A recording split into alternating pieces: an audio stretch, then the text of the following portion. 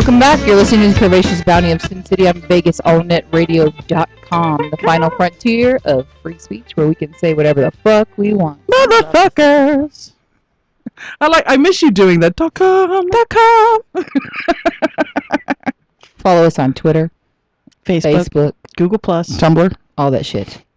Stumble upon any kind of computer, internet, media bullshit. We have it. Yeah, just go to SinCityBounty.com. There's a little box with a bunch of pink buttons up at the top right. And make sure while you're there, you stop and visit the Pecker page. That's right. I have to update that. The Pecker page. Randy sent us. I think she sent us a donut.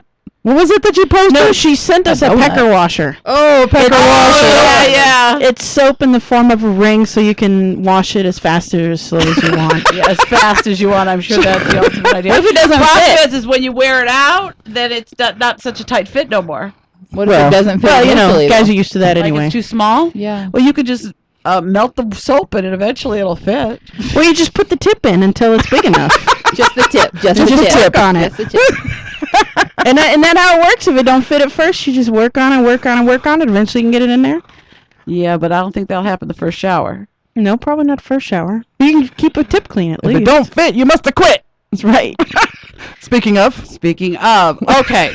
I have had 2 conversations this week with my 2 friends here, Sierra and Mama's significant others. Thank you. Husband for me, yes.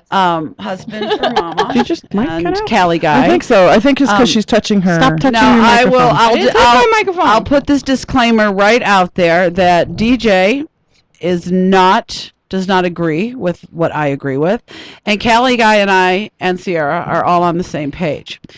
Okay, the prosecution rested its case this week. And the defense said, we rest our case as well, thank you. That's what should have happened. I mean, in reality, there were so many people that were testifying to stuff that would help George Zimmerman while it was the prosecution's witnesses that it's really, I mean, the defense hasn't even tried to put up a case yet, okay? When you ask a cop, do you think you acted properly in self-defense? And the cop says, yeah, I think I did. Then I think you're probably doing the Well, there's a couple of different things that have come up. First of all, Trayvon Martin had grass stains on his knees. George Zimmerman's cuts were on the back of his head, which are consistent with the several times that George Zimmerman, he has been taped 6 times, different times, giving his story. By the way, all are very, very consistent, which is hard to do when you're not telling the truth. So unless it's scripted. Yeah, exactly. So anyway, so that tells you at some point Trayvon Martin was on top of Zimmerman on his knees and Zimmerman's head was on the ground. Now, a lot of stank has been happening about the 911 operator telling George to stand down. What actually happened there, and I might add that the 911 operator is not a police officer, is not a law enforcement person in any way, simply said, sir, we don't need you to do that. Now, the detective who was on the case got up in court and said, we like to have the exact address that we're going to as we get closer to the location. Zimmerman, in all of these tape conversations, said, I got out of the car to get the address for the police. So he actually did do exactly what he was talking about. So, but my big thing is like, there's just situation after situation that the prosecution kind of got their case thrown back at them when it's their witnesses. So the fact that you haven't even seen a defense witness, and I'm thinking George Zimmerman needs to walk. Yeah, the consensus is pretty much 90% of the people who are watching this are all saying, okay, George Zimmerman is not in the wrong here. He did act in self-defense. This case should be dismissed. Even Nancy Grace, who's always for the prosecution side, she's even said, think George Zimmerman's winning here. Right. And the other 10%, the people who say, oh, he's guilty, he needs to get fried, those are usually your extreme leftist commie bastards who all think that nobody should be allowed to defend themselves in any fashion, shape, and I form, don't or know manner. that it's commie bastards, but I think that this whole thing got racially blown Charged. up. Yeah, and charged because it was a young black man. But no one can really say whose voice is on the tape. Nobody. I mean, I don't see anything here how George Zimmerman went and initiated this whole thing. I want to rebut DJ's carpet here for a All minute, right, because here we he says the injury on the back of the head was consistent with one bump on the ground. Okay, here's the thing. I'm taking a playbook right out of Cali, guys. Playbook page right out of there. If it had been a police officer and he had been pushed violently to the ground and his head struck the ground enough to injure himself, to break the skin, nobody would be questioning that he shot the guy who came after him. Nobody would be questioning this guy.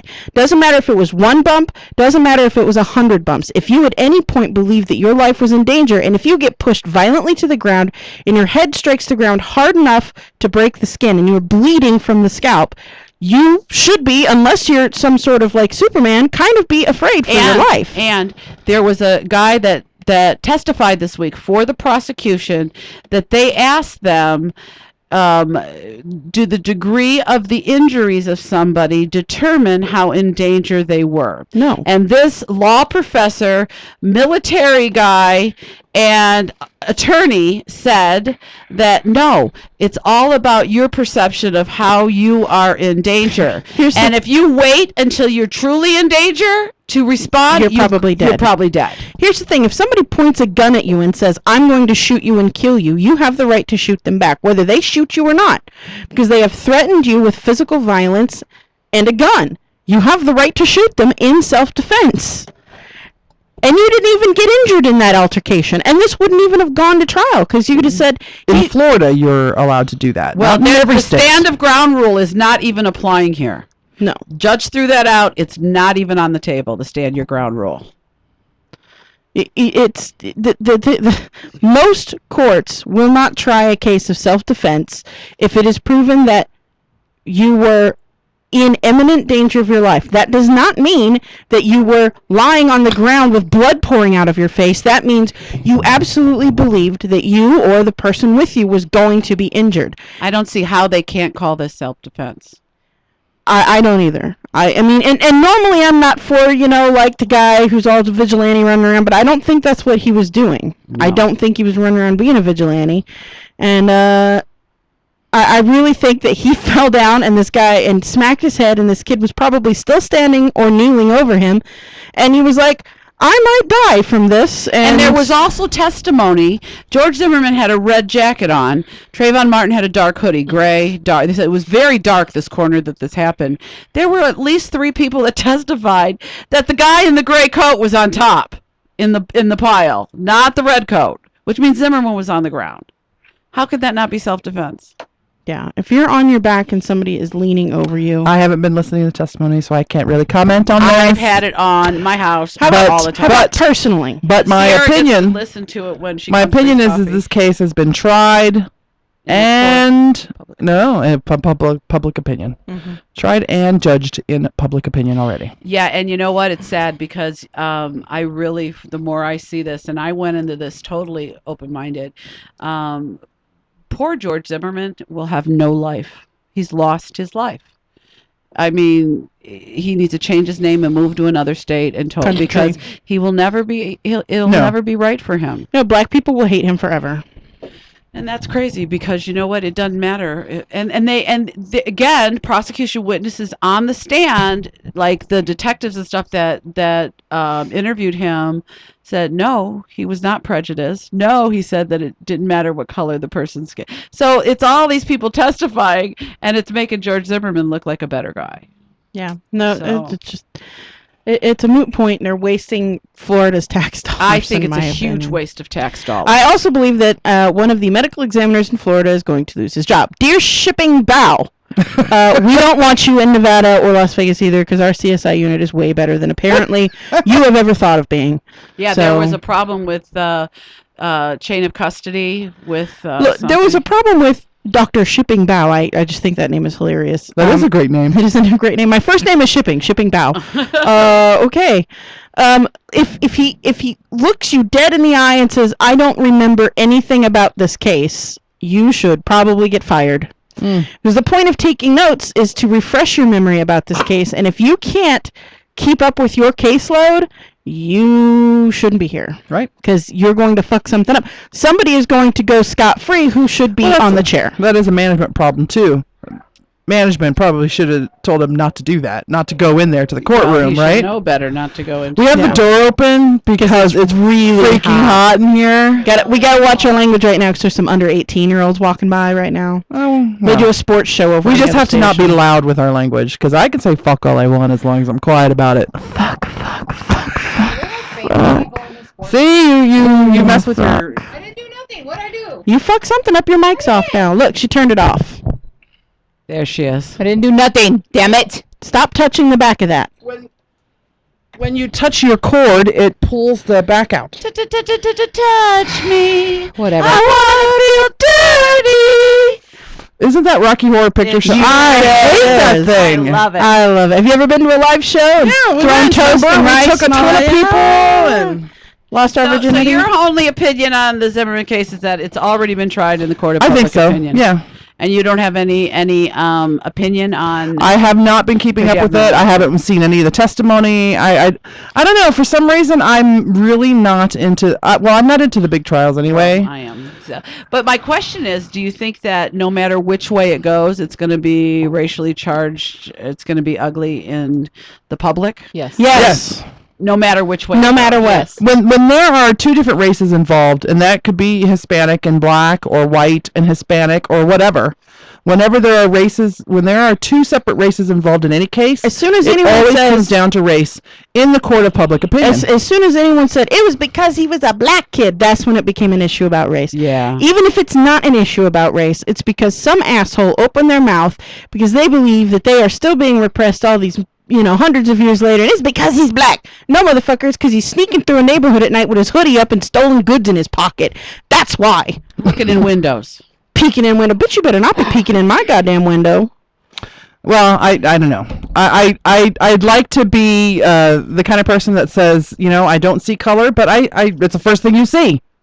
It is the first thing you see on somebody is what color they are. I know you may see that it's the color, but does your thinking about that person change based on the color you see? No. That's racism. Racism is not because you're right. I mean, as much as I say I don't see color, and I don't as far as the person, but you're right. It is what you see first when you meet And it's just not color of skin. It's the way you dress, the mannerisms you have, the way you carry yourself, the way you talk. Well, and it's all about we're a very visual society. And where is when you meet that If it person, walks like a duck, where's talks your like head? a duck. Oh, that person can't possibly be a physician because they're black. I mean, Right. if you think like that, then that's when you got the issues. But there are so few people who think like that anymore. That's not true. That's not true. There's more than you think, and it's Yeah. terrible. It's terrible. And it comes out in the most subtle of ways sometimes. Mm. Like I have a member of my family who has a giant saw blade from an old sawmill that's got the KKK emblem painted on it, and they're like, "Oh, we got that for a gift. Isn't it beautiful?" I'm like, "I didn't know that about you, but that's awesome." Talk about apples and trees not growing anywhere in the same orchard. Just Wow. saying. Yeah, Wow. that was a little shocking. Do they know that that's what that symbol is? Oh, 'Cause yeah. some people are just dumb. Oh no, they know. Oh, okay. Not anything I knew about until, much later in life, and then they're discussing it, and they're like, "Oh, yeah.